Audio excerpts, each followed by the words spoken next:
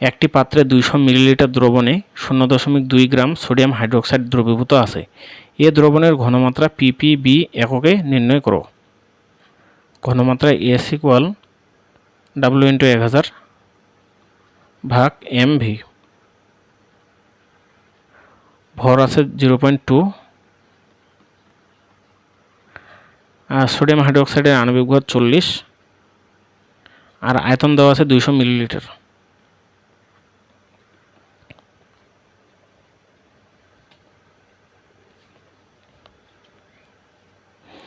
(0.025 মোল per litre.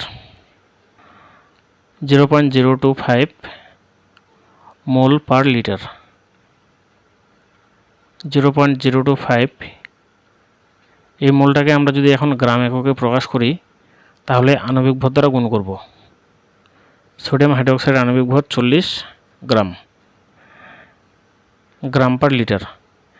পূর্বের অঙ্কগুলোতে ppm এককে প্রকাশ করার জন্য গ্রাম থেকে আমরা মিলিগ্রামে প্রকাশ করার জন্য 1000 দিয়ে গুণ করতাম। তারপরে 1000 দিয়ে গুণ করলে মিলিগ্রাম পার লিটার, অর্থাৎ মিলিগ্রাম পার লিটার মানে আমরা জানতাম ppm।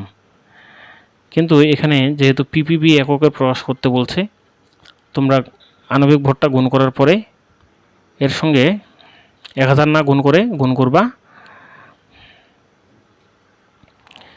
এর আগের অঙ্কগুলোতে মিলিগ্রাম পার লিটার অর্থাৎ ppm এককে প্রকাশ করার জন্য আমরা 1000 দিয়ে গুণ করতাম, কিন্তু এবার 1000 দিয়ে গুণ না করে 10⁶ দিয়ে গুণ করব। তাহলে হয়ে যাবে এই মানটা ppb এককে। আর ppm এককে প্রকাশ করার জন্য এখানে 1000 দিয়ে গুণ করতে হবে। 1 × 10⁶ ppb, এটাই অ্যান্সার।